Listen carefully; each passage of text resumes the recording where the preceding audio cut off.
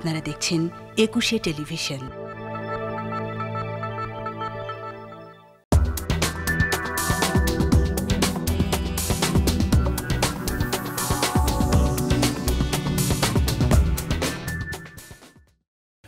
আমন্ত্রণ একুশের রাতে।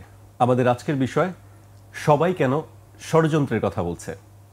আমাদের সঙ্গে আছেন বাংলাদেশ জাতীয়তাবাদী দল বিএনপির প্রশিক্ষণ বিষয়ক সম্পাদক ABM মোশাররফ হোসেন এবং ডাক্তার আব্দুল নূর তুষার, রাজনীতি বিশ্লেষক এবং গণমাধ্যম ব্যক্তিত্ব। আপনাদেরকে স্বাগত জানাচ্ছি আমাদের এই অনুষ্ঠানে। আপনারা জেনেছেন যে আমাদের আজকের বিষয় সবাই কেন ষড়যন্ত্রের কথা বলছে। আমি প্রথমেই ABM মোশাররফ হোসেনকে দিয়ে শুরু করতে চাই যে কেন সবাই ষড়যন্ত্রের কথা বলছে। আপনিও কি ষড়যন্ত্রের কথা বলবেন? না, ষড়যন্ত্র তো আছে, এটা তো অস্বীকার করার কোনো সুযোগ নেই, কারণ নানা ইন্টারেস্টেড গ্রুপ আছে। আপনি দেখবেন যে গত 5ই আগস্ট শেখ হাসিনা পতনের পর আমরা কিন্তু একটা নতুন বাংলাদেশের যাত্রা শুরু করেছিলাম এবং সব কিছুর মধ্যে স্বচ্ছতা, জবাবদিহিতা নিশ্চিত হবে, এটাই আমাদের কাছে প্রত্যাশা ছিল। যার জন্য বাংলাদেশে এখন আপনি কোনো জাতীয় সংসদ নেই, যার কারণে রাজনৈতিক দলগুলি কিন্তু জনগণের মুখপাত্র হিসেবে কাজ করে, এজেন্ট হিসেবে কাজ করে। সুতরাং আমরা মনে করি যে রাজনৈতিক দলগুলির বক্তব্যই জনগণের মতামতের একটা প্রতিফলন। এই রাজনৈতিক দলগুলি কিন্তু বারবার বলছে যে এই যে একটা বাংলাদেশ একটা নির্বাচনহীনতা যে দীর্ঘদিন চলেছে, এই জায়গা থেকে উত্তরণের জন্য আগামী দিনে একটি অবাধ, সুস্থ, নিরপেক্ষ এবং একটা গ্রহণযোগ্য নির্বাচন খুবই প্রয়োজন। যার জন্য তারা বলেছে আপনারা নির্বাচন কখন করেন এই নিয়ে আমাদের কোনো আপত্তি নেই। রাজনৈতিক দলগুলি আপনারা আমাদেরকে একটা সুনির্দিষ্ট রোডম্যাপ দেন, একটা সময়সূচি দেন যে এই সময় আপনারা এটা করতে চান। আপনারা দেখেন মাননীয় প্রধান উপদেষ্টা বলছে স্বল্প যদি কন ডিসেম্বর, আর যদি আপনি দীর্ঘ চান তাহলে জুন। এখন স্বল্পর সংজ্ঞাটা কি? আপনি স্বল্প বলতে আপনি কি ডেফিনেশন আপনি দেবেন, অথবা দীর্ঘ যদি হয় সেইটা ডেফিনেশনটা কি? এটা তো যদি আপনি সঠিকভাবে রাজনৈতিক দলগুলির কাছে, বিশেষ করে যারা নাগরিক, তাদের কাছে যদি আপনি উপস্থাপন করেন তাহলে কিন্তু সবার মধ্যে একটা ধারণা জন্ম নেবে। কিন্তু আপনি সেইটা বলছেন না, বরং আমরা দেখি এই সরকারের মূল ক্যারেক্টারটা হলো নিউট্রাল গভর্নমেন্ট, এটা নিরপেক্ষ সরকার। সেখানে তাদের কিছু কিছু কর্মকাণ্ডে সে নিরপেক্ষতা নিয়ে এখন প্রশ্নবিদ্ধ চিহ্ন দেখা দিচ্ছে। যেমন ইউনূস সাহেব বলেছিলেন যে একটি নতুন রাজনৈতিক দল তৈরি হচ্ছে, হতেই পারে।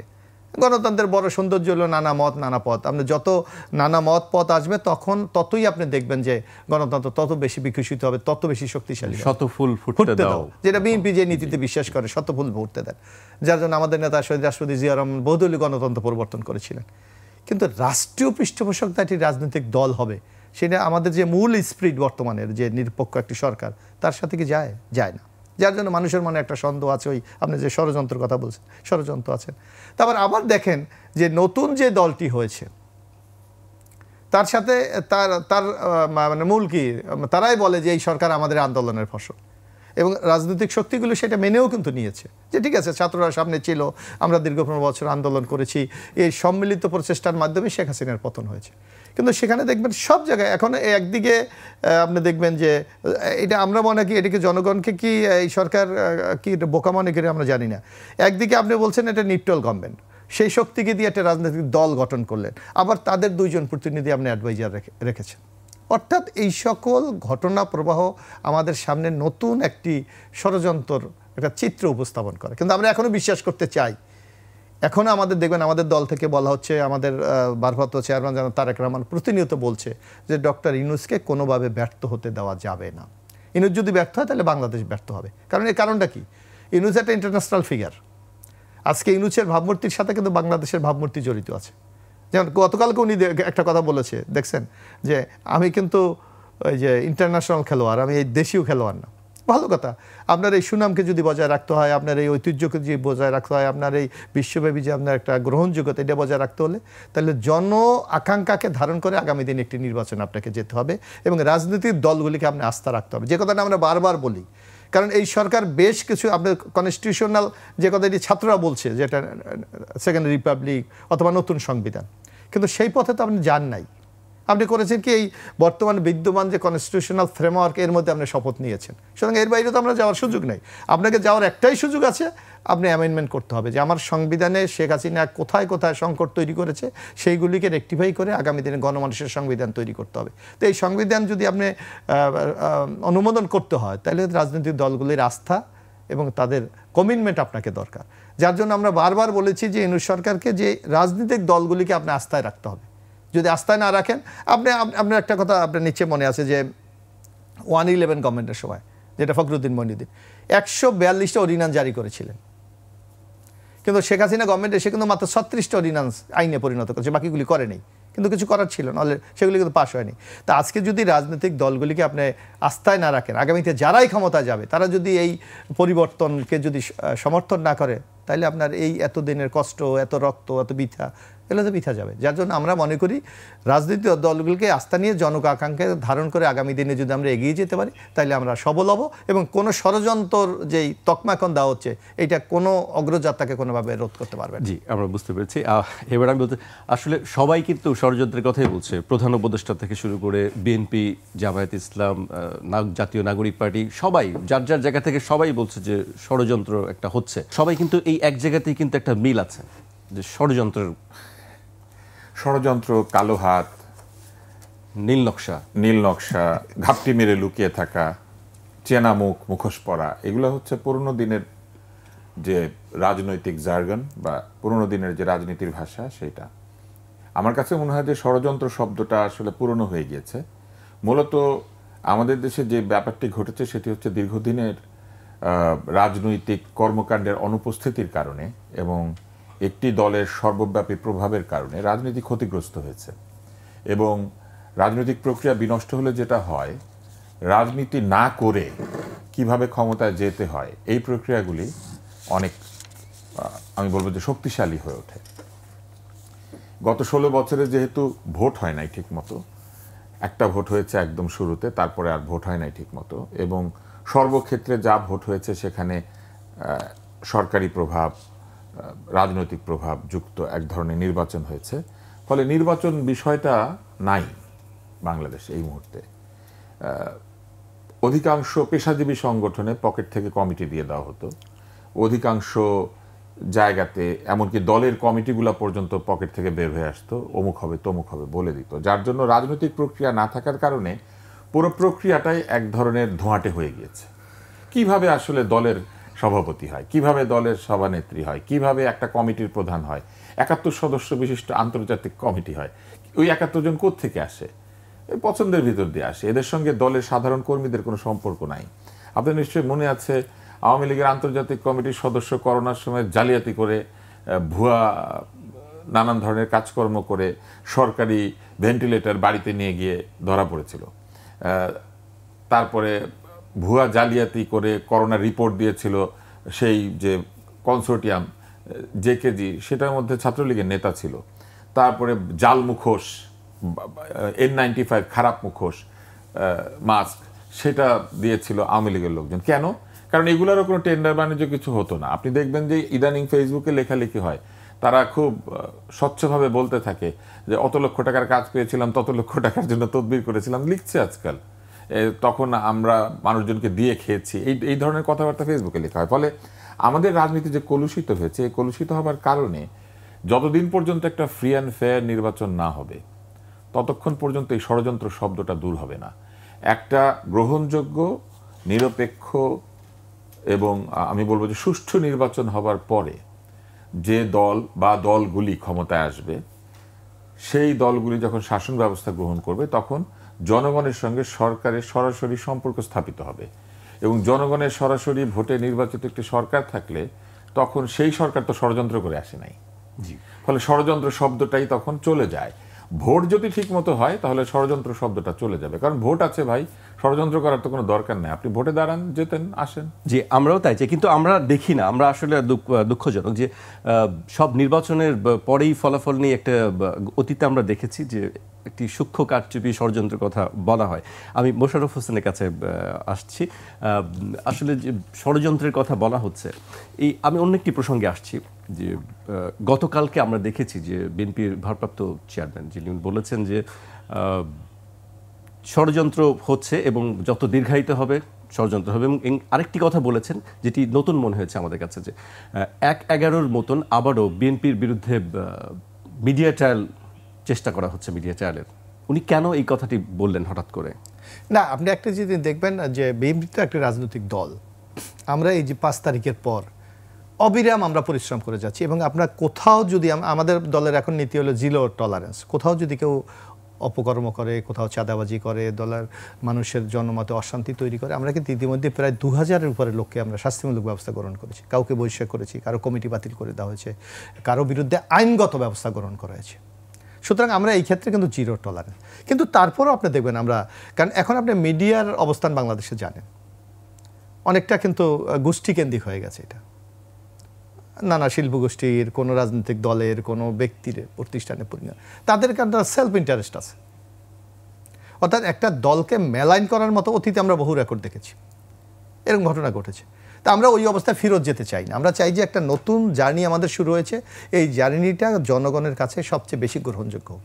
কিন্তু আমরা দেখতে পাচ্ছি যে কিছু কিছু জায়গায় এমন একটা নিউজ যাচাই বাছাই না করে এমনভাবে করে দেয় যে, কারণ আপনি দেখেন আমার বিরুদ্ধে যদি একটি নিউজ করে কোনো গণমাধ্যম যে আমি এই জায়গায় চাঁদাবাজি করেছি, এত টাকা নিয়েছি, এই করেছি, অমুক নির্যাতন করেছি, আমি যখন এটা প্রোটেস্ট করি, একটু নিচে দিয়ে লিখে দেয় এই ঘটনার সাথে উনি দ্বিমত পোষণ করেন, উনি মনে করেন এই ঘটনা সত্য না। আর আপনি আমার হিস্ট্রিটা করলেন কিন্তু মিনিমাম 1 পেজ। অনেকে এটা দেখেও না, কিন্তু আমার ডকুমেন্টটা কিন্তু এখানে থেকে যায়। তো যার জন্য আমাদের নেতা তারেক রহমান বলেছে আপনারা কেয়ারফুল হন। যদি কোনো অপরাধ আপনি দেখেন, আমাদের স্থায়ী কমিটির লোককেও কিন্তু সুকাজ করা হয়েছে, আমাদের অনেক লোকের পোস্ট চলে গেছে। এই দেখেন কিছুদিন আগে আপনি দেখেছেন যে আমাদের একজন উপদেষ্টা চেয়ারপারসনের তার পদ চলে গেছে, আমাদের একজন সাবেক মন্ত্রী তার পদ চলে গেছে, এইভাবে প্রতিনিয়ত যাচ্ছে। সুতরাং আমরা চাই রিয়েল ঘটনাটা আপনি তুলে ধরেন। সেক্ষেত্রেও বিএনপি যদি কোথাও ব্যবস্থা নিতে ব্যর্থ হয়, তার দায়িত্ব নিতে কিন্তু আমরা প্রস্তুত আছি। কারণ আপনি একটি দেখবেন যে তুষার ভাই চমৎকার কিছু কথা বলেছে, যে গত 16 বছরে বা 16 আগেও যদি আপনি ধরেন, যে বাংলাদেশের রাজনীতির ক্ষেত্রে বেশ কিছু অবাঞ্ছিত ঘটনার আমরা দেখেছি, আমরা যার অভিজ্ঞতার ভিত্তিতে কিন্তু বিএনপি, যদি আপনার 31 পয়েন্ট আপনি দেখেন 31 দফা যে রাষ্ট্র মেরামতের, সেখানে কিন্তু আমাদের অভিজ্ঞতার আলোকে আমরা অনেক কিছু নতুন রেকটিফাই করার জন্য আমরা কিন্তু আগামী দিনে জনগণের কাছে আমরা উপস্থাপন করেছি, ভোটারদের কাছে। যেমন আপনি দেখেন, এই যে বলা হচ্ছে যে একটা দল ক্ষমতায় থাকলে ফেসিস্ট হয়ে যায় দীর্ঘদিন, এবং তার মনের মধ্যে একটা আত্মহমিকা জন্ম নেয় যে আমার এই দেশ তো আমার। যেমন শেখ হাসিনা আমলে আপনার স্পষ্ট মানে তুষার ভাই নিশ্চয় আমি তার বহু স্ট্যাটাস দেখেছিলাম যে Sheikh Hasina next, who is the next, Sheikh Hasina পর নাকি বাংলাদেশে কেউ নাই। আওয়ামী লীগেরা কিন্তু এই ধরনের একটা মেসেজ জনগণকে দিতে চেয়েছিল, শেখ হাসিনা চলে গেলে বাংলাদেশ থাকবে না। কিন্তু এখন বাংলাদেশ চলে না। তো আমরা প্রতিবাদ করেছেন, আমি তো বললাম আপনাদেরকে যে এটা কিন্তু বলেছে তারা। তো এখন কি বাংলাদেশ চলে না? বরং আপনি এই যে 7 মাসের সূচক দেখেন যে একটা পলিটিক্যাল গভর্নমেন্টের চেয়ে বর্তমান যে গভর্নমেন্ট আছে অনেক ক্ষেত্রে উন্নতি করেছে। আজকে আমাদের অর্থনৈতিক প্রবাহ ফিরে আসছে, রেমিটেন্স ফিরে আসছে, করাপশন কমে যাচ্ছে, স্বজনপ্রীতি কমে যাচ্ছে, দলীয়করণ কমে যাচ্ছে, হচ্ছে। হ্যাঁ, আমরা রাতারাতি আপনি সাফল্য অর্জন করবেন এটা ভাবার তো কোনো কারণ নেই। কারণ আমাদের এই উপমহাদেশে কিছু কালচারাল কিছু ব্যাপার আছে যেটা আমাদের রক্ত মাংসের সাথে মিশে গেছে। এই জায়গা থেকে আমরা বেরিয়ে যাব, যার জন্য আমাদের দল বিশেষ করে বিএনপির পক্ষ থেকে এবার কিন্তু সুনির্দিষ্টভাবে এই অবস্থা থেকে উত্তরের জন্য বেশ কিছু প্রস্তাব দিয়েছে। যেমন আপনার যেটা বিএনপির জন্য, হয়তো ধরেন বাংলাদেশে এখন সবচেয়ে বড় রাজনৈতিক দল সবাই বলে যে বিএনপি, যদি একটি অবাধ সুস্থ নিরপেক্ষ নির্বাচন হয় হয়তো বিএনপি রাষ্ট্র ক্ষমতার দায়িত্ব পেতে পারে, হয়তো পেতে পারে যদি জনগণ তাদেরকে ম্যান্ডেট দেয়। সেখানে বিএনপি বলেছে যে আমরা যদি এককভাবেও রাষ্ট্র ক্ষমতায় যাই, আমরা দলীয় সরকার করব না, আমরা সর্বদলীয় গভর্নমেন্ট করবো। It is a new concept in politics. তাহলে কি বিএনপি আসলে জোটের দিকেই কি আসলে না? আমাদের অভিজ্ঞতাতে মনে হচ্ছে এককভাবে একটা দল যতই ভালো শাসন করুক, জনমতে সেইটা একটা ইতিবাচক প্রভাব ফেলে না। যার জন্য সবাইকে নিয়ে যদি আপনি একটা যাত্রা শুরু করেন, সেইটার গ্রহণযোগ্যতা আমাদের সমাজে অনেক বেশি হয়। যার জন্য আমরা বলেছি, তারপরে এই দেখেন আমরা বলেছি এই যে গতবার আমরা দেখেছি শেখ হাসিনা 5 বারের প্রধানমন্ত্রী, 6 বারের প্রধানমন্ত্রী, মানে এটা মনে হয় যে একটা অহংকার, একটা আভিজাত্য। আমাদের পক্ষ থেকে স্পষ্ট বলা আছে 2 বারের বেশি কেউ প্রধানমন্ত্রী হবে না কোনো লোক। এগুলি তারপর আপনি দেখেন পার্লামেন্ট, এই যে বলা হয় যে পার্লামেন্ট কেন কার্যকরী হচ্ছে না, আর্টিকেল 70 যে দলের বাইরে কথা বলা যাবে না, তাইলে সদস্যপদ বাতিল, দলের বিরুদ্ধে কথা বললে আপনার এমপি নমিনেশন পাবেন না, দলের বিরুদ্ধে কথা বললে আপনার পদ থাকবে না। আমরা কিন্তু সুনির্দিষ্টভাবে বলেছি যে 4টি বিষয় ছাড়া দলকে আপনি তুনুধনু করে ছেড়ে দিতে পারবেন। এগুলি সংস্কারের বিষয়, আসলে সংস্কারের না, এই সংস্কারের মাধ্যমেই তো একটা দল গণমানুষের সরকারে পরিণত হবে। আপনাকে তো শুধু আমি যদি রাষ্ট্র কাঠামো, যেমন আপনার এই গতবার শেখ হাসিনা, আপনি আমাদের যে কনস্টিটিউশন আছে, আমাদের বাংলাদেশের কনস্টিটিউশন খুব খারাপ আমার কাছে তো মনে হয় না, কিন্তু আপনি প্র্যাকটিসটা কি করেছেন? আমাদের কনস্টিটিউশন তো বলা আছে রাষ্ট্রের মালিক জনগণ। আপনি জনগণকে সেই অধিকার দিয়েছেন? আপনি তো ভোটের অধিকার দেন নাই, কথা বলার অধিকার দেন নাই, মত প্রকাশের স্বাধীনতা দেন নাই, নাগরিক হিসেবে তার যে মর্যাদা সেই মধ্যে বঞ্চিত করেছেন। কিন্তু কনস্টিটিউশনে কি এটা লেখা আছে? নাই। বলছে যে জনগণের মালিকানা, রাষ্ট্রের মালিক। তো সঙ্গে আপনি প্র্যাকটিসটা কি করছেন এটার উপর ডিপেন্ড করে আগামী দিনে কোন ধরনের রাষ্ট্র আপনি। আমি ডক্টর আব্দুল নূর তুষারের কাছে জানতে চাই এই বিষয়ে, সংস্কারের বিষয়ে জানতে চাই। আমরা নির্বাচন কমিশন সংস্কার যেটি করা হয়েছে, সেখানে গতকাল আমরা দেখেছি যে নির্বাচন কমিশন থেকে চিঠি দিয়ে আপত্তি জানানো হয়েছে। বলেছে যে প্রস্তাবগুলো দেওয়া হয়েছে সেই প্রস্তাবগুলো বাস্তবায়ন করলে নির্বাচন কমিশনের স্বাধীনতা খর্ব হয়ে যায়।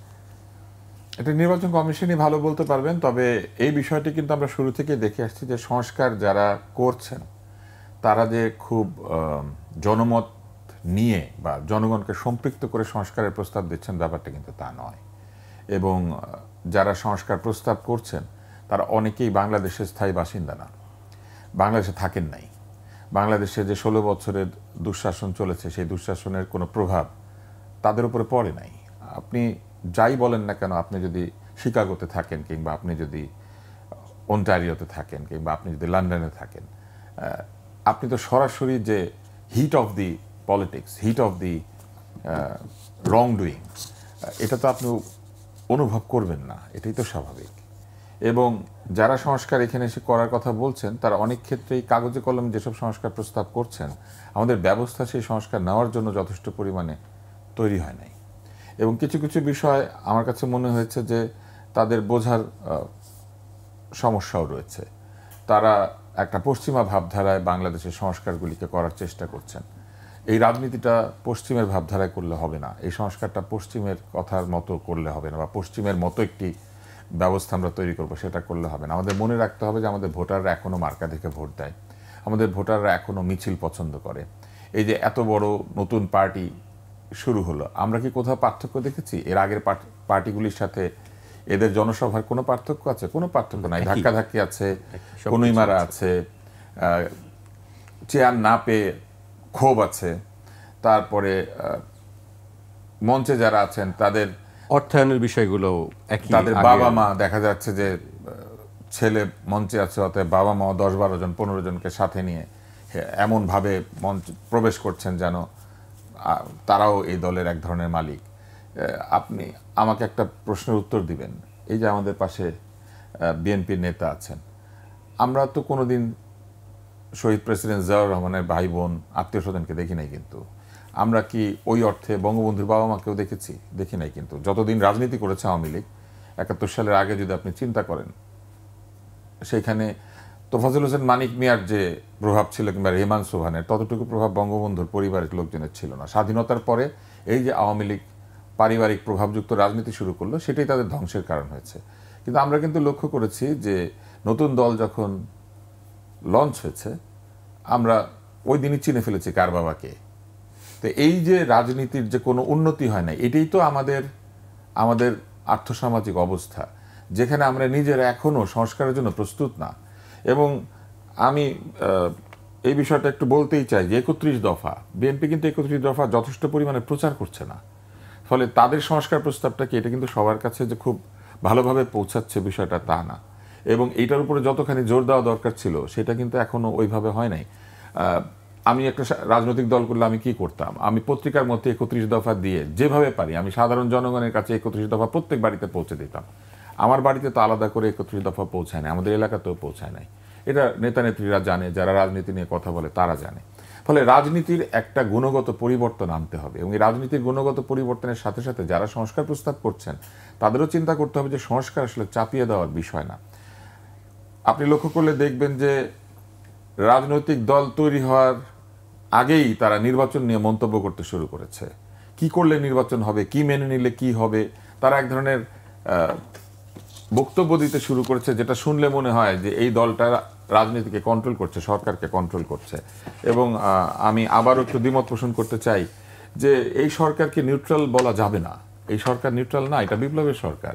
এই সরকার biased towards people who participated in revolution. এবং এই সরকারের মধ্যে উনি কিন্তু বলেছেন যে উপদেষ্টা আছেন, যে উপদেষ্টারা সরাসরি এই বিপ্লবের সাথে সম্পৃক্ত ছিলেন, একদম সরাসরি। ছাত্র উপদেষ্টা আছেন, বিভিন্ন কমিটিতে ছাত্রদেরকে নেওয়া হয়েছে, এবং সেই ছাত্রদের সমর্থনে একটা নতুন রাজনৈতিক দল তৈরি হয়েছে। তাহলে যে রাজনৈতিক দলটা বাইরে রাজনীতি করছে, সেই রাজনৈতিক দলের প্রতিনিধি কিন্তু এখন সরকারে আছে। বিএনপির পক্ষ থেকে সেটাই বলা হচ্ছে যে এটি সমর্থন পক্ষ থেকে বলার কিছু নাই। কিংস পার্টি না বলি, কিন্তু একটা রাজনৈতিক দল তৈরি হয়েছে, যে রাজনৈতিক দলটা তৈরি করার জন্য একজন উপদেষ্টাকে পদত্যাগ করে চলে আসতে হয়েছে। কিন্তু স্বাভাবিকভাবে চিন্তা করলে একটি ইন্টারিম গভর্নমেন্টের উপদেষ্টা বের হয়ে রাজনৈতিক দল করবেন কেন? তিনি তো ইন্টারিম গভর্নমেন্ট। ইন্টারিম শব্দের অর্থ কি? পয়েন্ট এ থেকে পয়েন্ট বি পর্যন্ত তারা থাকবেন, এবং তারা একটি নির্বাচন দিয়ে জনগণের হাতে ক্ষমতা বুঝিয়ে দিয়ে তারা চলে যাবেন। এবং ইন্টারিম গভর্নমেন্টে থাকলে তাদের ইলেকশন করতে পারারই কথা না, কারণ তারা তো গভর্নমেন্টের মধ্যে ছিলেন এবং গভর্নমেন্টের মধ্যে আছেন। কিন্তু আপনি লক্ষ্য করলে দেখবেন যে ইন্টারিম গভর্নমেন্ট থেকে পদত্যাগ করে একটি সরকার, একটি দল তৈরি করতে হয়েছে। তার মানে কি? তার মানে এই দলের সমর্থকরা সরকারে ছিলেন এবং এখনো আছেন। তো একটি দলের সরাসরি সমর্থকরা যদি সরকারের মধ্যে থাকেন, এটা অবশ্যই নিউট্রাল গভর্নমেন্ট না। এটা বললে তো হবে না যেটা নিরপেক্ষ। এখন কিভাবে এরা নিরপেক্ষতা প্রমাণ করতে পারে, এইটার একটা প্রশ্ন আছে। তাহলে তাদের আচরণে নিরপেক্ষ হতে হবে। কিন্তু আচরণে নিরপেক্ষতাকে আপনি দেখতে পান? আচরণের নিরপেক্ষতা কিন্তু নাই। আপনি লক্ষ্য করলে দেখবেন ফেসবুকে গেলে এই সরকারের উচ্চপদস্থ কর্মকর্তারা যে ধরনের স্ট্যাটাস দেন, সেই স্ট্যাটাসগুলি একেবারেই এক ধরনের বায়াস স্ট্যাটাস, এক ধরনের দলীয় স্ট্যাটাস, এক ধরনের পক্ষপাতমূলক স্ট্যাটাস। একটা ফেসবুকে স্ট্যাটাস লেখার সময় যারা নিরপেক্ষতা বজায় রাখতে পারেন না, তারা নির্বাচন নিরপেক্ষ করবেন এই নিয়ে কিন্তু সন্দেহ হতে পারে। এবং এই সন্দেহগুলি জেগেছে বলেই আমার মনে হয় যে তারেক রহমান এই কথাটা বলেছেন যে নির্বাচন পিছিয়ে দেওয়ার কথা উঠবে কেন? একটি দল কেন বলবে? একটি দল তৈরি হয়েছে নির্বাচন করার জন্য। ফলে সেই দল বলবে কেন যে এটা না হলে নির্বাচন হবে না, ওইটা না হলে নির্বাচন দেরি করতে হবে? আপনারা কেন নির্বাচন চান? সংস্কার আগে হবে, ছোট সংস্কার বড় সংস্কার। সংস্কার তো সংস্কারই, ছোট আর বড় কি? প্রতিটাই সংস্কার। ছোট আর বড় হয় তার ইম্প্যাক্টের উপরে। আমি আপনাকে একটা ছোট্ট উদাহরণ দিয়ে শেষ করি। রোমানিয়ার স্বৈরশাসক চসেস্কু সিদ্ধান্ত নিলেন যে দেশে গর্ভপাত এবং জন্ম নিয়ন্ত্রণ বন্ধ করে দিতে হবে, কারণ দেশ অনেক উন্নতি করেছে। এবং এতে করে এত শিশু জন্ম নিল, এরা তরুণ তরুণী এত জন্ম নিল, ওই সময়ের একটা জেন জি তৈরি হলো তার, যে সময় চসেস্কু শাসন করতেন। এবং সেই তরুণ সমাজ চাকরি নাই, কারণ এত তৈরি হয়েছে, চাকরি কোথা থেকে দিবে? খাওয়া নাই, এটা নাই, সেটা নাই। তারা আন্দোলন করে চসেস্কুকে ফেলে দিল। এখন উনি সংস্কার করেছিলেন কি সংস্কার? একটা ছোট্ট সংস্কার, যে ঠিক আছে জন্ম নিয়ন্ত্রণ লাগবে না। ওই এক সংস্কারের কারণে ওনার পতন হলো এবং ওনার রীতিমতো মৃত্যু হলো এই তখনকার তরুণদের হাতে। একটা বিষয় কিন্তু লক্ষ্য করলে আপনি দেখবেন, আমি এটাও একটু বলে চাই, সেটা হচ্ছে যে বারবারই বলা হচ্ছে আন্দোলন করেছে জেনজি। পৃথিবীতে সব আন্দোলনই এই 30 বছরের নিচের লোকেরাই করে। 90 সালে যখন গণ অভ্যুত্থান হয়েছিল, আমাদের বয়স 30 বছরের কম ছিল, আমরা স্বৈরাচার তাড়িয়ে দিয়েছিলাম 90 সালে। এই 30 বছরের কম বয়সের আন্দোলনটা করে, কিন্তু 30 বছরের কম বয়সের আন্দোলন করলেই আন্দোলনের মালিকানা 30 বছরের নিচে সবাই দাবি করে না। এইবারে যেটি ঘটেছে সেটা হচ্ছে একটা দাবি নিয়ে আসা হয়েছে যে 30 বছরের নিচে আমরা অনেক আন্দোলন করেছি, অতএব যা কিছু আমাদেরই। এইটা করলে তো আসলে এটা আসলে সবার, আমরা যেটা দেখেছি সবার। কিন্তু এই সবার শব্দটাকে আপনি লক্ষ্য করেছেন? না, আমরা এই সবার যেটাকে বলা হচ্ছে, বারবার বলা হচ্ছে, এমনকি বয়স্ক বয়স্ক লোকেরা এসে বলছে হ্যাঁ হ্যাঁ তোমরাই তো আন্দোলন করেছো। আমরাও তো আন্দোলন করেছিলাম 1990 সালে, আমি নিজে তখন ছাত্রনেতা ছিলাম। কিন্তু আসলে কি আন্দোলনের মালিকানা আমরা একা দাবি করেছি? বারবার বলা হচ্ছে 36 দিনের আন্দোলনে সরকার পতন হয়েছে। আসলে কি সংগ্রামটা 36 দিনের? একটার পর একটা নির্বাচন হয় নাই, নির্বাচন প্রশ্নবিদ্ধ নির্বাচন হয়েছে, দলীয় নেতাকর্মীরা কারাগারে গিয়েছে, মানুষ গুম হয়েছে দীর্ঘদিনের। এখন যারা গুম হয়েছে তারা তো 36 দিনে গুম হয় নাই। তাহলে ওই গুম হওয়া মানুষগুলো 36 দিনের আন্দোলনের মধ্যে ছিল না? যারা জেল খেটেছে, যারা দীর্ঘদিন নির্বাসনে থেকেছে, যাদের লুকিয়ে থাকতে হয়েছে, যাদের পলাতক থাকতে হয়েছে, এক একজনের নামে 100-150 মামলা হয়েছে, ভুয়া মামলা, এদের ওই 36 দিনে হয় নাই বলে তারা আন্দোলন করে নাই। ফলে এই যে আন্দোলনের মালিকানা নিয়ে একটা কামড়াকামড়ি, এই ঘটনাটাও কিন্তু আসলে ক্ষতিগ্রস্ত করবে এই রাজনৈতিক প্রক্রিয়াকে। দেশ যদি সবার হয়, রাজনীতি যদি সবার হয়, তাহলে এই আন্দোলনে যারা যোগ দিয়েছেন এই কৃতিত্ব সবার, সাধারণ মানুষ থেকে শুরু করে, রিক্সাওয়ালা থেকে শুরু করে, শ্রমিক মুঠে মজুর থেকে শুরু করে, ছাত্র নেতারা সকলেরই কিন্তু এই আন্দোলনে ভূমিকা Contribution আছে, এবং যতক্ষণ পর্যন্ত রাজনৈতিক দল এটিকে স্বীকৃতি দেবে না এবং যতক্ষণ পর্যন্ত এরকম একটি অবস্থা হবে যে আমরা আন্দোলন করেছি অথবা আমরাই সব, ততক্ষণ পর্যন্ত কিন্তু আপনি আসলে একটি নিরপেক্ষ ব্যবস্থা আশা করতে পারবেন না। আমরা আবারও ফিরবো এই আলোচনায়, আমাদের একটি বিরতি নিতে হচ্ছে। একটা বিরতি নিচ্ছি, বিরতির পর আবারও ফিরবো 21 রাতে, সঙ্গে থাকুন।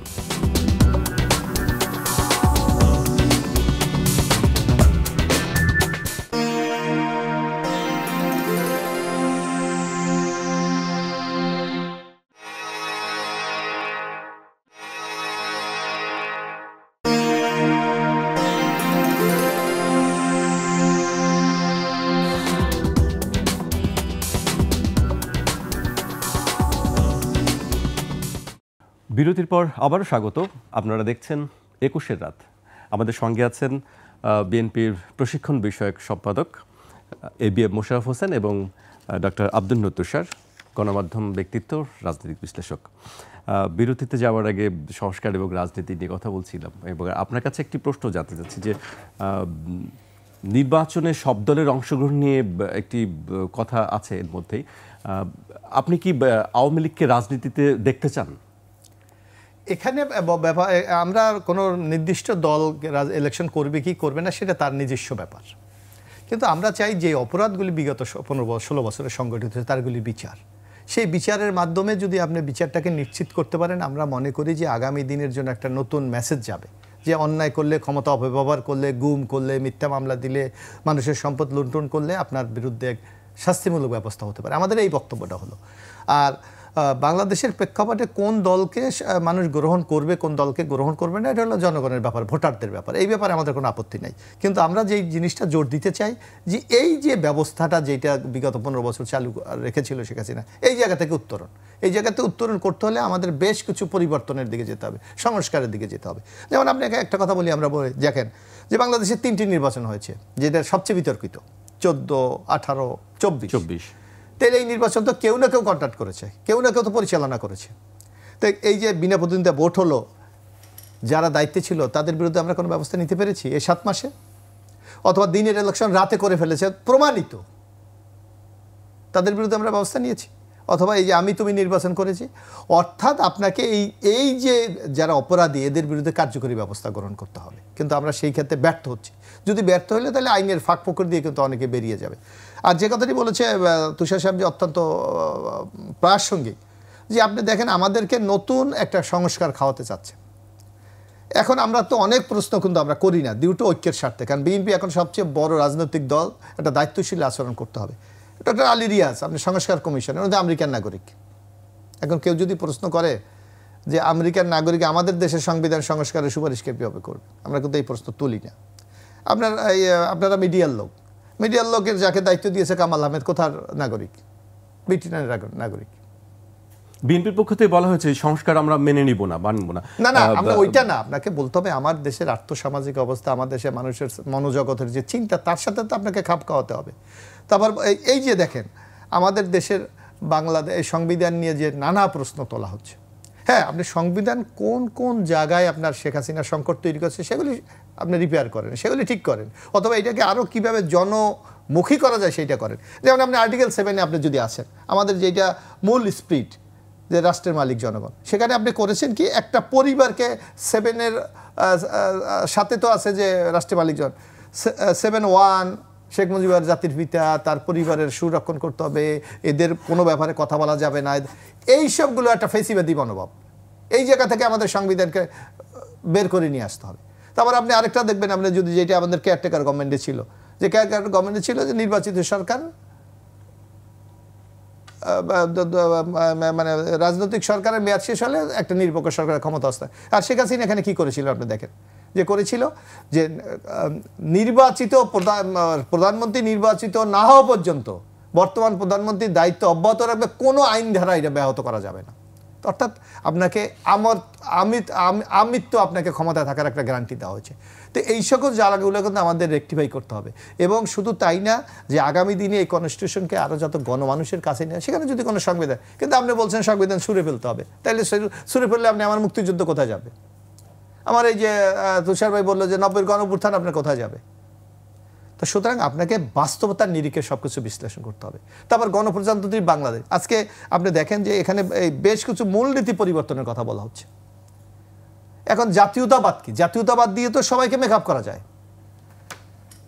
সেখানে আপনি একটা বহুত্ববাদ আপনি আবার নতুন সংযোজন করছেন, অর্থাৎ একটা জটিলতা তৈরির আপনি বেশ কিছু প্রক্রিয়া এখানে সংযোজন করছেন, যা আগামী দিনে এই যে সংকট সমাধানের ক্ষেত্রে একটি নানা প্রতিবন্ধকতা তৈরি হইতে পারে।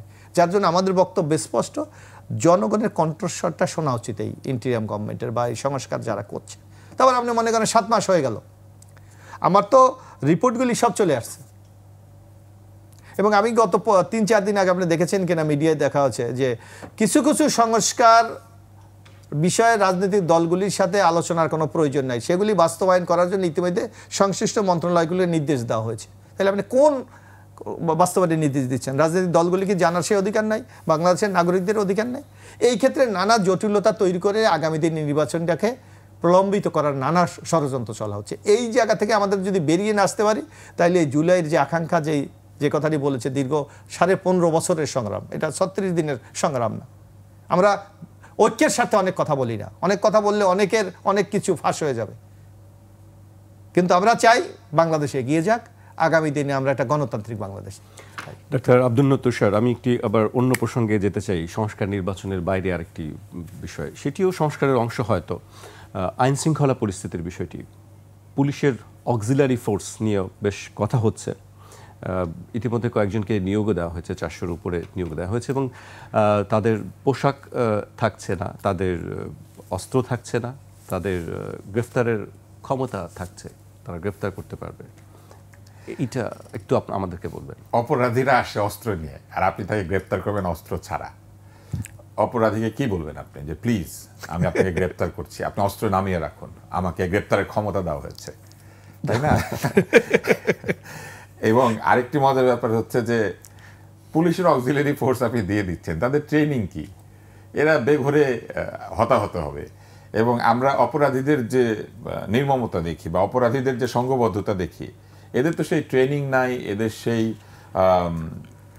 সেই ধরনের যে ঝুঁকিপূর্ণ পরিবেশ, সেই পরিবেশ মোকাবেলা করার সেই যোগ্যতাও নাই। আর যদি বা কেউ পুরনো ধরেন নিরাপত্তা বাহিনীর কর্মীও হয়ে থাকে, তাদের এমন একটা বয়সে তারা প্রাইভেট রক্ষী হন যে বয়সে তিনি রিটায়ার করেছেন, তিনি আসলে তার সেই সক্ষমতা অনেক কমে গিয়েছে। রিটায়ার কখন করে মানুষ? যখন তার ওই নিরাপত্তা দেওয়ার যে শারীরিক এবং মানসিক দক্ষতা সেটা কমে আসে, তাই না? একটা নির্দিষ্ট বয়সে গিয়ে তারা রিটায়ার করেন। ফলে অবসরপ্রাপ্ত কোনো নিরাপত্তা বাহিনীর সদস্য যদি তারা হয়েও থাকেন, আজকের যে ধরনের অস্ত্রশস্ত্র বা যে ধরনের পরিস্থিতিতে অপরাধীরা আসে, এটা মোকাবেলা করা কি সম্ভব? এটা যে কেউ বুঝবে। আমরা একটি রিপোর্ট করেছি আপনার, সেখানে প্রায় আপনি যে কথাগুলি বলছেন সবাই এই একই কথা বলছেন, যারা এই সিকিউরিটি দায়িত্বে যারা আছেন, তারা বলছেন যে পুলিশের হাতে যেখানে অস্ত্র আছে, পুলিশ যেখানে মার খাচ্ছে, সেখানে আমাদের হাতে কিছু নেই, আমরা কিভাবে দাঁড়াবো? এবং শুধু তাই না, আপনি গ্রেপ্তারের ক্ষমতা দিয়ে দিয়েছেন। ধরেন গ্রেপ্তার করলো, গ্রেপ্তার করে তারপরে কি করবে? সে পুলিশকে তো খবর দিবে, তাকে তো নিয়ে যেতে হবে অপরাধীকে, নাকি তারা নিয়ে যাওয়ার জন্য তাদের ব্যবস্থা থাকবে, তারা নিজ ব্যবস্থায় সিএনজি কিংবা যে ব্যাটারি রিক্সা চালু হয়েছে সেটা দিয়ে অপরাধীদেরকে নিয়ে যাবে। পরিষ্কার না আমাদের। যেখানে কোর্টের সামনে থেকে অপরাধী ছিনতাই হয়, সেইখানে ধরেন গ্রেপ্তার করলাম, গ্রেপ্তার করে তাকে নিয়ে যাচ্ছি, এই নেওয়ার পথে যে অপরাধী ছিনতাই হয়ে যাবে না। আপনি যদি সেই সাহিত্যগুলির কথা মনে করেন যে অস্ত্র উদ্ধারে যাচ্ছে এবং পথিমধ্যে ওৎপাতা লোকজন তাদের উপর আক্রমণ করছে, তো এখন যখন এই গ্রেপ্তারি ক্ষমতা দিয়ে 400-500 লোককে চাকরি বাকরি দিচ্ছে, এদের যে পথিমধ্যে ওৎপাতা লোকজন ধরে ফেলবে না, সেইটা কি তারা নিশ্চিত করতে পেরেছে? যেখানে অস্ত্রধারী রেগুলার নিয়মিত ফোর্সের বিরুদ্ধে পথিমধ্যে ওৎপেতে লোক লুকিয়ে থাকে। প্রত্যেকটা উদ্ধার অভিযানে আপনি নিশ্চয়ই এই সাহিত্যটা পড়তেন, এই সাহিত্যটা ছিল। তো এখন একটা নতুন সাহিত্য তৈরি হবে যে তাকে গ্রেপ্তার করা হয়েছিল, কিন্তু গ্রেপ্তার করে নিয়ে যাওয়ার পথে পথিমধ্যে ওৎপাতা লোকজন তাদেরকে নিয়ে গিয়েছে। তা আমার কাছে মনে হয়েছে যে এই যে জিনিসগুলি হচ্ছে, এগুলা খুবই বালখিল্য এগুলি একটা ছোট মানুষও, সাধারণ মানুষও বোঝে যে এটা আসলে বুদ্ধিমানের কাজ হচ্ছে না। আরেকটি হচ্ছে যে আমাদের রেগুলার বাহিনীগুলিকে স্ট্রেংথেন করতে হবে। আনসার বাহিনী আছে, আপনি আনসারকে কেন নিরাপত্তায় নিয়োজিত করছেন না? জি। এবং একসময় কিন্তু গ্রাম প্রতিরক্ষা বাহিনী ছিল, যেটা বাতিল করে দেওয়া হয়েছে, কিন্তু কমিউনিটি পুলিশ আছে, তাদেরকে যারা আছে তাদেরকে কেন আপনি শক্তিশালী করছেন না? কেন সাধারণ মানুষকে নিরাপত্তা বিষয়ে সচেতন করছেন না? কেন আপাতত, যেহেতু ঝুঁকিপূর্ণ পরিবেশ তৈরি হয়েছে, সাধারণ নাগরিক কিভাবে ঝুঁকিহীনভাবে চলাচল করবে বা ঝুঁকি কমাবে, এই বিষয়গুলি নিয়ে কেন আপনারা কথা বলছেন না? সেগুলি কিছু না করে রাত ৩টার সময় আপনি সংবাদ সম্মেলন করে বলছেন যে আমি সবাইরে ধইরা ফেলামো। এখন আপনি সবাইরে ধইরা ফেলাবেন বললে তো হবে না, আমরা তো দেখতে পাচ্ছি না যে কাউকে ধরছেন বা কেউ ধরা পড়ছে। আমরা সিসি ক্যামেরাতে ধারণকৃত অসংখ্য অপরাধের ছবি ফেসবুকে পোস্টেড হচ্ছে, এই কাজটাও তো ঠিক না। এই যে সিসি ক্যামেরাতে অপরাধের ছবি সারাক্ষণ ফেসবুকে পোস্টেড হচ্ছে, এটা তো প্যানিক তৈরি করছে, এটা তো আতঙ্ক তৈরি করছে। এবং এই যে ছবিগুলি পোস্টেড হচ্ছে, সেই ছবি দেখে যে অনেক অপরাধী ধরে ফেলা হচ্ছে, ব্যাপারটাও তো তাই না। আমরা কিন্তু দেখতে পাচ্ছি না যে সিসি ক্যামেরার ছবি পোস্টেড হলে মানুষজন ধরা পড়ছে, খুব একটা পড়ছে না। জি, এবিএম মোশাররফ হোসেন, এই বিষয়ে আপনি কি মনে করেন? অক্সিলারি ফোর্স কি আসলে কতটা কার্যকারী হতে পারে? না, এইটা আপনার সাময়িকভাবে হয়তো আপনার মানুষকে একটা সান্ত্বনা দিতে পারেন, কিন্তু বাস্তবে কার্যকরী হওয়ার কোনো সুযোগ নেই। কারণ আপনি যে দেখেছেন, এই আমরা দেখেছি না যে খুব মানে এক্সপার্ট আমাদের নিরাপত্তা বাহিনী, তার কাছ থেকে জঙ্গলিদেরকে তুলে নিয়ে যাচ্ছে, কোর্ট থেকে তুলে নিয়ে যাচ্ছে, বা এখনও অনেক জায়গায় মব জাস্টিস হচ্ছে। আইনশৃঙ্খলা রক্ষা বাহিনী তো স্টিল আছে, তারা তো দায়িত্ব পালন করছে, আপনি ঠেকাতে পারছেন? তো সুতরাং এগুলি দিয়ে হবে না, আপনাকে এই যে নিয়মিত বাহিনী যারা আছে এদেরকে বুস্ট আপ করতে হবে।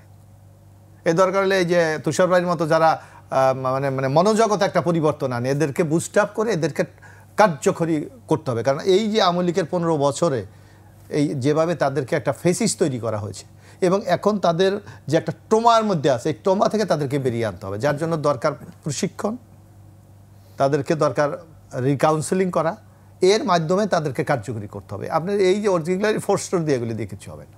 আচ্ছা, আমি আরেকটি প্রশ্ন আপনাকে করতে চাই। আমরা একটু আন্তর্জাতিক প্রেক্ষাপটের দিকে যেতে চাই। আমরা গতকাল দেখেছি যে যুক্তরাষ্ট্রের গোয়েন্দা প্রধান তুলসী গ্যাবার্ড, যিনি ভারত সফর করছেন, সেখানে তিনি বাংলাদেশের মৌলবাদ নিয়ে উদ্বেগ জানিয়েছেন এবং সেই বিষয়ে আমাদের সরকারের পক্ষ থেকে প্রতিবাদ জানানো হয়েছে। এই বিষয়টি আপনি কিভাবে দেখেন? না, এটা একটা দরকার। আজকে দেখেন মার্কিন যুক্তরাষ্ট্র বা ইউরোপিয়ান ইউনিয়ন, তাদের একটা কিন্তু কর্মসূচি আছে, ওয়ার অ্যাগেনিস্ট দ্য টেরোরিস্ট অথবা মৌলবাদীর বিরুদ্ধে আছে। সুতরাং আমাদের মতো এই যে তৃতীয় বিশ্বের দেশকে তারা যে কোনো সময় ডমিনেট করতে পারে এবং যে কোনো মানে ট্যাগ লাগিয়ে দিতে পারে। কিন্তু তারা কেন উদ্বেগ প্রকাশ করছে ইসলামিস্ট? এইটা আপনি দেখেন, আমরা নানা সময় দেখেছি, যেমন ভারতের একটা প্রভাবই সাউথ এশিয়ায় আছে, এটা অস্বীকার করার কোনো পদ্ধতি নেই। এবং আমাদের এই 5ই আগস্টের এই পরিবর্তনকে ভারত কিন্তু কোনোভাবে সহজে নিতে পারে নাই, এবং দেখেন নানা প্রকাণ্ডা চালাচ্ছে। আপনিও নিজেও দেখে থাকবেন যে আমরা দেখেছিলাম সুনির্দিষ্টভাবে তারা তাদের মিডিয়াগুলি নিউজ প্রকাশ করছে যে এই জায়গায় সংখ্যালঘুদের হামলা হচ্ছে, এই জায়গায় মন্দির ভেঙে দেওয়া হচ্ছে, এই জায়গায় বাড়িঘর পুড়িয়ে দেওয়া হচ্ছে। ফেক নিউজ ছিল। সেই নিউজের কাউন্টার কিন্তু বিবিসি আবার দেখিয়েছে যে এই একটা ঘটনা দেখাচ্ছে যে বাড়ি পুড়িয়ে দিচ্ছে, দেখা যাচ্ছে এটা ভারতের একটা ঘটনা, অথবা ওখানে অনেক দেখেছি এভাবে দেখাচ্ছে না। সুতরাং বাংলাদেশের এই যে পরিবর্তনকে ভারত কোনোভাবে সহজভাবে নিতে পারে নাই। সুতরাং যার জন্য আমার মনে হয় যে আপনার যে নিরাপত্তা উপদেষ্টা, উনি মানে ভারতের সফরে আছেন, হয়তো তাদের এমন কোনো ব্রিফ তাকে করেছে যার প্রেক্ষাপটে সহিত কথা বলেছে, যেটা হয়তো মিডিয়া নিউজ করেছে। কিন্তু বাংলাদেশ সবসময় কিন্তু সম্প্রীতির এক বাংলাদেশ। এখানে যেমন পূজা হয় তেমনি রোজা হয়, এখানে যেমন ঈদ হয় তেমনি হিন্দুরা কীর্তন করে। সুতরাং এইটা আমাদের একটা চিরাচরিত ঐতিহ্য। কিন্তু কিছু কিছু বিষয় তো আমরা দেখেছি যে কিছু কিছু ঘটনা ঘটেছে, যে এখন দেখা যায় কোনো বিচ্ছিন্ন ঘটনাকে তো আপনি এক্সাম্পল বলতে পারেন না। একটা সমাজে নানা ধরনের লোক থাকে, নানা মত পথের লোক থাকে, কিন্তু দেখতে হবে রাষ্ট্রের অবস্থানটা কোথায়, ও অধিকাংশ নাগরিকদের অবস্থানটা কোথায়। আমাদের অধিকাংশ নাগরিক সম্প্রীতির বাংলাদেশ দেখতে চায়। এখানে ধর্মীয় যে উন্মাদনার কোনো জায়গা বাংলাদেশে আছে বলে আমরা মনে করি না। আমরাও তাই মনে করি যে আমাদের সেই জায়গাটি বোধহয় আমাদের নেই। ডক্টর আব্দুল তুষার, আপনি কি মনে করেন এই জায়গাটায়? অন্ধ হয়ে থাকলে হবে না, আছে। কিন্তু আমরা কিন্তু অতি সম্প্রতি দেখেছি যে কেন কেউ রোজা রাখছে না, কানে ধরে উঠবস করানো হচ্ছে, হোটেলগুলি সব বন্ধ করে দিতে হবে কারণ রমজান মাস, কেউ খেতে পারবে না। বিধর্মীরা কোথায় খাবে তাহলে? যারা অন্য ধর্মের অনুসারী তারা কি রোজা রাখবে? তারা দুপুরবেলা কাজ করলে তারা খাবে না কোথাও? অফিস আদালত তো খোলা আছে এবং সেখানে তো অন্য ধর্মের মানুষেরা আসেন, তারা সবাই তো বাড়ি থেকে খাবার নিয়ে আসেন না। যারা রিক্সা চালান, মুটে মজুর যারা আছেন, শ্রমিক, সবাই কি মুসলিম? ফলে তারা যে পরিশ্রম করেন, রোজা রাখতে পারেন না অনেকে, তারা কোথায় খাবেন? অসুস্থ ব্যক্তি, তিনি বা কোথায় খাওয়া দাওয়া করবেন? বিভিন্ন কারণে মব জাস্টিসের মতো কিছু হ্যাঁ, ঘটনা তো এই যে কানে ধরে উঠবস করানো হচ্ছে, বিভিন্ন জায়গাতে এটা নারীর উপরে জোর করা হচ্ছে, পোশাক নিয়ে কথাবার্তা বলা হচ্ছে, বিভিন্ন জায়গাতে এক ধরনের বাধ্য করার চেষ্টা করা হচ্ছে, এগুলি তো অ্যালার্মিং। এবং এগুলির বিরুদ্ধে কি আসলে সরকার বলেন কিংবা দায়িত্বশীল কর্তৃপক্ষ বলেন কেউ কোনো বক্তব্য দিয়েছেন? দেন নাই কিন্তু সেইভাবে। আমি অন্তত লক্ষ্য করি নাই যে কোনো জোরালো বক্তব্য এসেছে যে এই কাজগুলি করা যাবে না। তারপর আমরা অন্যান্য বিষয়ও কিন্তু আমরা লক্ষ্য করেছি যে কিছু কিছু বিষয় রয়েছে যেগুলি খুবই অ্যালার্মিং, যেমন নারীরা নির্যাতন এবং ধর্ষণের শিকার হচ্ছেন, বিভিন্ন জায়গাতে তাদেরকে স্লেজিং করা হচ্ছে, রাস্তাঘাটে তাদের পোশাক নিয়ে, তাদের আচরণ নিয়ে আমরা দেখছি কথাবার্তা হচ্ছে। এমনকি টিকটকার জাতীয় লোকজন তারা টিকটকের রিল বানাতে শুরু করেছে, যেখানে পাগল সেজে নারী উত্ত্যক্ত করছে। এই বিষয়গুলিকে আমরা যথেষ্ট জোরালোভাবে আমরা হ্যান্ডেল করতে দেখেছি। যখন ফেসবুকে হইচই শুরু হয়েছে তখন তাকে গ্রেপ্তার করে নিয়ে এসেছে। কিন্তু আমার তো মনে হয় যে এইসব বিষয়ে সরাসরি সতর্কীকরণ করা উচিত, সরাসরি জানিয়ে দেওয়া উচিত যে এইগুলি যদি কেউ করেন তাহলে তার বিরুদ্ধে রাষ্ট্র সরকার ব্যবস্থা নেবে। এবং এটি একটি অপরাধ, আপনি জোর করে আপনার কোনো কিছু আরেকজনের উপর চাপিয়ে দিতে পারেন না। এবং এই যে চাপিয়ে দেওয়ার সংস্কৃতি চালু করা হচ্ছে, এটার বিরুদ্ধে কিন্তু আমরা তেমন কোনো অ্যাকশন দেখছি না। আরেকটি বিষয় হচ্ছে যে এই আন্দোলন চলাকালীন সময়ে জেলখানা থেকে অপরাধীরা বের হয়ে গেছে, সেই অপরাধীদের কতজনকে আবার গ্রেপ্তার করে জেলখানায় ফেরত আনা হয়েছে সেটার কি কোনো হিসাব দেওয়া হয়েছে? অস্ত্র উদ্ধারের ক্ষেত্রে বলা হয়েছে যে 5,500 অস্ত্র হারিয়ে গিয়েছে, তার মধ্যে 4,500 না কত ফেরত এসেছে, এগুলি আমরা দেখতে পাচ্ছি। কিন্তু যারা জেলখানা থেকে পালালো এবং এরপরে আরও কিছু লোকজনকে আমরা দেখলাম যে তারা রীতিমতো আইনিভাবে বের হয়ে গেল, জামিন নিয়ে বের হয়ে গেল, যাদের বিরুদ্ধে সরাসরি জঙ্গি অপরাধের অভিযোগ আছে, সেইগুলি প্রমাণিত বা অপ্রমাণিত যে কোনো কারণেই হোক, যেভাবেই হোক, এই অবস্থায় কি তারা এইভাবে ছাড়া পেয়ে যেতে পারে? ফলে তুলসী গ্যাবার্ড যদি এক ধরনের উৎকণ্ঠা প্রকাশ করে থাকেন, তবে সেই উৎকণ্ঠার পেছনে নিশ্চয়ই তুলসী গ্যাবার্ডের কারণ আছে। কিন্তু আপনি লক্ষ্য করলে দেখবেন যে ইদানিং আমাদের পররাষ্ট্র মন্ত্রণালয়ে বিভিন্ন দেশের লোকজনকে ডেকে এনে ধমক দেয়, এক্সপ্লানেশন দাবি করে। তো একটু আমাদের মার্কিন দূতাবাসে কি তারা এক্সপ্লানেশন দাবি করেছে? এটা পারবে না, কারণ ওই যে একটু আগে যেটা আপনি বললেন যে ইলিনয় স্টেট থেকে এসে সংবিধান ঠিক করছে, লন্ডন থেকে এসে আমাদের প্রেস ঠিক করছে। তো লন্ডন ইলিনয় থেকে আসলে তো এটা করা কঠিন, এটা পারা যাবে না আসলে। এবং আরও বিষয় হচ্ছে যে কর্তাকে মানুষ সাধারণত খেপাতে চায় না। আমরা কিন্তু এই সিলেক্টিভ আচরণগুলি লক্ষ্য করি। আপনি আমাকে আরেকটা কথা বলেন, সেটা হচ্ছে জাতিসংঘের মহাসচিব আসলেন, উনি রোজা রেখেছেন, এটা দাবি করা হলো। রোজা একান্তই মুসলিমদের একটি উপাসনা, আপনাকে বিশ্বাসী হতে হবে, রমজানে বিশ্বাস করতে হবে এবং আপনাকে রোজা নিয়ত করে ইসলামের নিয়ম অনুযায়ী সূর্যোদয় থেকে সূর্যাস্ত পর্যন্ত না খেয়ে থাকতে হবে। শুধু না খেয়ে থাকলেই হবে না, ইন্দ্রিয় তৃপ্তি আপনার হতে পারবে না, নানান ধরনের বিধিনিষেধ আছে। আমরা দেখলাম যে বলা হচ্ছে উনি রোজা রেখেছেন, আপনাদের প্রতি সম্মান জানিয়ে উনি না খেয়ে থেকেছেন।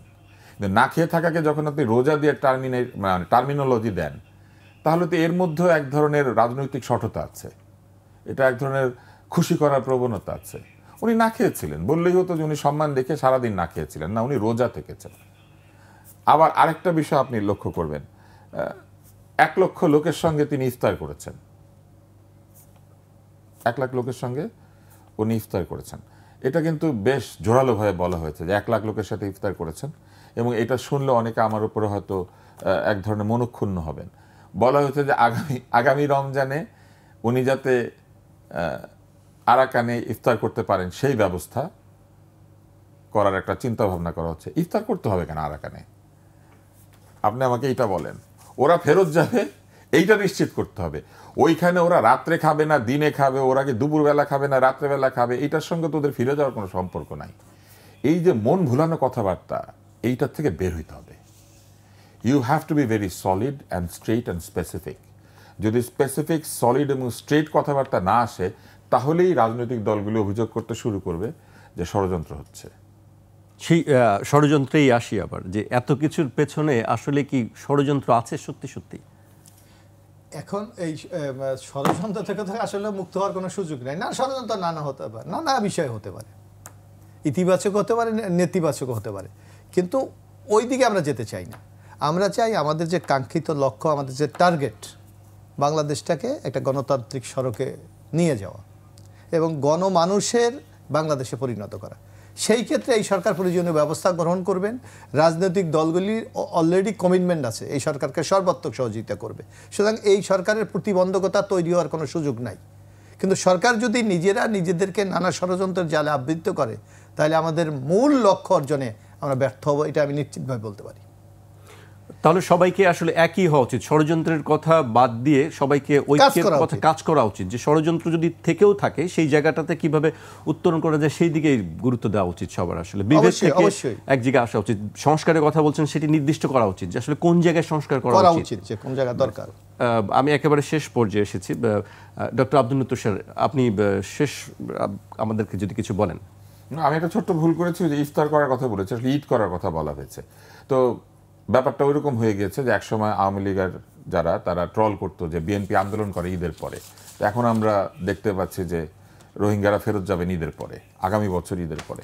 তো আমার একটা ছোট্ট কথা আছে, সেটি হচ্ছে যে ইন্টারিম শব্দের অর্থ হচ্ছে অন্তর্বর্তীকালীন। কিসের অন্তর্বর্তী? একটি গণতান্ত্রিক ব্যবস্থায় যাওয়া এবং সরকার গঠনের তারিখ থেকে যে সময়টা, এটাই হচ্ছে অন্তর্বর্তীকালীন সময়। নির্বাচনের আগ পর্যন্ত আজকে থেকে এই সময়টাই হচ্ছে অন্তর্বর্তীকালীন সময়। এই অন্তর্বর্তীকালীন সময়টা কতটুকু সময় আসলে অন্তর্বর্তী? আমরা লক্ষ্য করেছি যে এটার ব্যাপারে কোনো স্পেসিফিক কথাবার্তা নাই। একমাত্র প্রধান উপদেষ্টা বলছেন যে ডিসেম্বরে অথবা আগামী বছরের জুনে নির্বাচন হবে এবং আমাদের সেনাবাহিনী প্রধানও এটিকে সমর্থন করেছেন। কিন্তু আপনি যদি নতুন রাজনৈতিক দলের ভাষ্য দেখেন, নতুন আরও যে রাজনৈতিক শক্তির অভ্যুদয় ঘটছে তাদের ভাষ্য দেখেন, ফেসবুক সোশ্যাল মিডিয়াতে একদল ইনফ্লুয়েন্সারের বক্তব্য দেখেন, তারা প্রায় সকলেই বলছেন নির্বাচন নিয়ে এত কথা বলেন কেন? নির্বাচন নিয়েই তো কথা, এবং নির্বাচন হয় না বলেই তো এত কথা। এই আগের সরকারের পতন হয়েছে। আগের সরকার যদি নির্বাচন করত, আগের সরকার যদি সংবিধান মেনে চলতো এবং ঠিক মতো নির্বাচন করত, তাহলে কি পতনের জন্য রাস্তায় গিয়ে মানুষের প্রাণ দিতে হতো? মানুষ ভোট দিয়ে বদল করে দিত সরকারকে। নির্বাচন নাই বলেই তো বাংলাদেশের এই অবস্থা হয়েছে। সেখানে নির্বাচন চাইবে লোকে, একদল লোক ধমকাচ্ছে যে আপনারা নির্বাচন করেন কেন? আরে নির্বাচনই তো করবে একটি গণতান্ত্রিক দেশের জনগণ। আপনি বলবেন জনগণতান্ত্রিক বাংলাদেশ, বাংলাদেশের নাম শুদ্ধ বদলাতে চাচ্ছেন।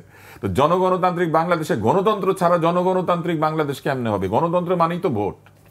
এটা হচ্ছে প্রথম কথা। দ্বিতীয় কথা হচ্ছে মব জাস্টিস। এই শব্দটাকে সবাই কয়েন করছে। মব কোনোদিন জাস্টিস করে না। মব শব্দটা ইনজাস্টিস। মব মানেই ইনজাস্টিস। What is mob? কিছু লোক এক জায়গায় হয়ে গেল, তারপরে তারা যা খুশি করতে শুরু করলো, সেটাই তো মব। তাহলে মব কোনোদিন জাস্টিস করতে পারে না। মবের হাতে কোনোদিন জাস্টিস হয় না। ফলে মব জাস্টিস শব্দটাকে এই মুহূর্তে নিষিদ্ধ করা হচ্ছে। মবের পরে আবার জাস্টিস কি? জাস্টিস মানে সুবিচার। মব সুবিচার করে? পৃথিবীর কোথায় মব সুবিচার করেছে? এই সব শব্দ বাদ দিতে হবে। এবং তৃতীয় হচ্ছে দায়িত্বশীল ব্যক্তিবর্গ যখন এসে কথা বলেন জনগণের সামনে, তখন তাদেরকে চিন্তা ভাবনা করে কথা বলতে হবে। আমি সময় নাই, না হলে আমি অন্তত 10-12টা কথা বলতে পারতাম এখানে, যেগুলো পরবর্তীতে আপনার কাছে শুনবো, কোনো এক সময় হয়তো শোনা যাবে। এটা করতে হবে। আর আমি মনে করি যে নির্বাচনের তারিখ দিয়ে দিলে আপনি দেখবেন যে ভায়োলেন্স কমে যাবে। নির্বাচনের তারিখ দিয়ে দিলে এই যে একটা বিশৃঙ্খল অবস্থা আছে, এটা প্রায় একদমই থাকবে না। কারণ সবাই ব্যস্ত হয়ে যাবে নির্বাচনের জন্য একটি পরিবেশ তৈরি করার জন্য, যেটা এখন কেউই করছে না। এবং মানুষ নিশ্চিত হয়ে যাবে যে অত তারিখের পর থেকে এই সরকার আর থাকছে না। ফলে তেলের শিশি হাতে যেই লোকগুলি শুধু পা বদল করেছেন, সেই লোকগুলি বুঝে যাবে যে এই আগামী ডিসেম্বর অথবা আগামী জুন পর্যন্ত এরপরে এদেরকে আর তেলবাজি করার দরকার নেই। ভবিষ্যতে তেল নেওয়ার লোক আসছে। আর তারা যদি কথা দেন যে ভবিষ্যতে তারা এই তেলবাজির সংস্কৃতি বন্ধ করবেন, তাহলে আমরা তাদেরকে ভোট দিব। না দিলে, তারা যদি কথা দিতে না পারেন, তাহলে আমরা তাদেরকে ভোট দিব না। রাইট, একেবারেই পরিষ্কার আপনার কথা। আমাদেরকে শেষ করতে হচ্ছে, সময় একেবারেই শেষ হয়ে গেছে। আপনাদেরকে ধন্যবাদ আমাদেরকে সময় দেওয়ার জন্য। আজ এখানেই শেষ করছি। কাল আবার দেখা হবে রাত 12টায়। আপনারা সুস্থ থাকুন, নিরাপদে থাকুন, আর 21-এর সঙ্গে থাকুন।